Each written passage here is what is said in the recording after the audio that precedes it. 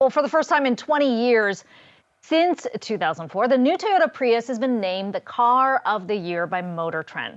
However, competition remains tight in the space. With more, let's bring in MotorTrend CEO Alex Wellen to talk about the Car of the Year alongside our very own Praz Subramanian. Good to talk to you, Alex. I feel like we're kind of back to, not back to the future, sort of back to where we were before. We've been talking so much about EVs, but a huge pickup in sales around hybrid cars. Why is this the one that you chose?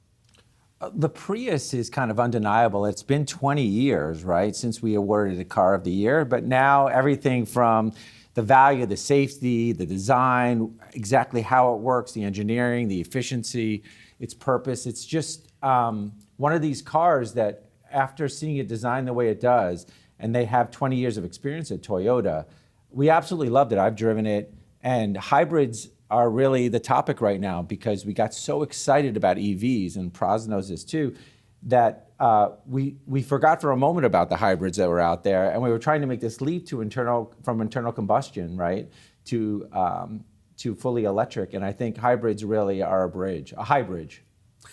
Alex, you guys have a lot of viewers that come to MotorTrend, both online, on the channel, of course on the website. What are they saying about the Prius and hybrids in general? Is there sort of a resurgence there?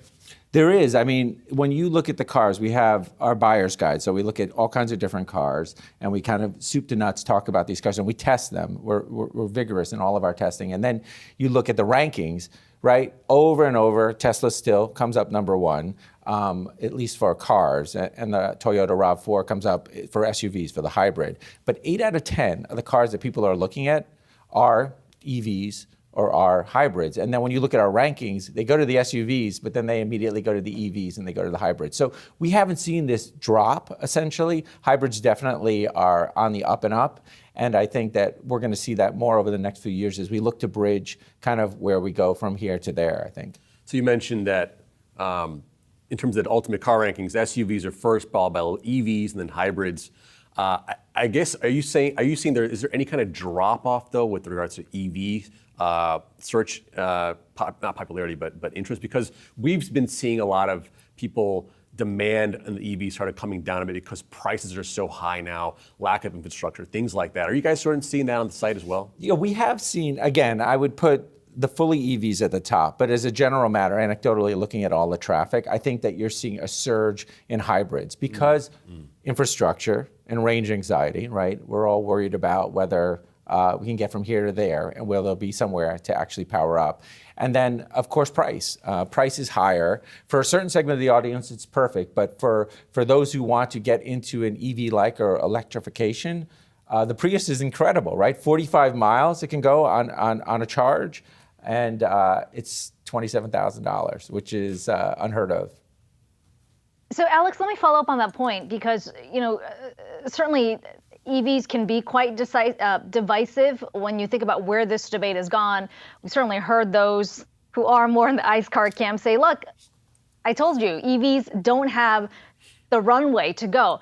What you're saying is that it sounds like consumers want an EV, but the price point doesn't necessarily match where they want to be, and there's still concerns about infrastructure, which is why they're opting for a hybrid. Is that right?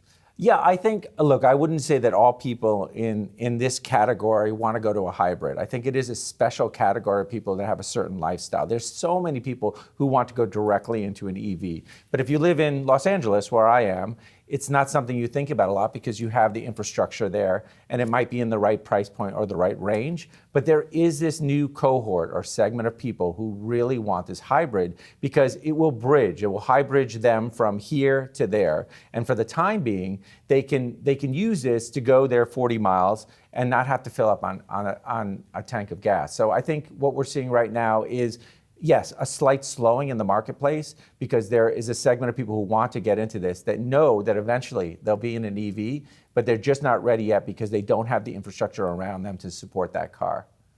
So Alex, I want to note that the Prius that we've been talking about actually beat the updated Tesla Model 3 Highland. I don't know if you can quickly talk about that, but also I also want to again touch on something that Akiko brought up with Rochelle earlier about how Li Auto and some of these Chinese EV makers have their sights on the U.S. You guys did a documentary recently about how they might be using Mexico as a way in. So if That's you could right. talk to me quickly about both these things, I would be so happy. Yeah. Okay, so let's see.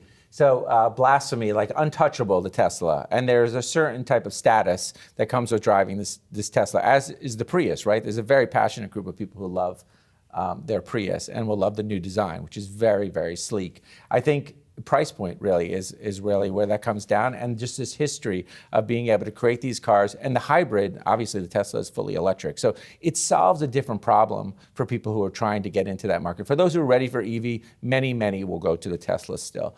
As far as our documentary, we did a documentary. Our reporters went down to Mexico and they spent time with the Chinese manufacturers there, and it's a staging area. I mean, they had 0 penetration, now they have 9% penetration in all sales for EVs and hybrids. In Mexico. In Mexico.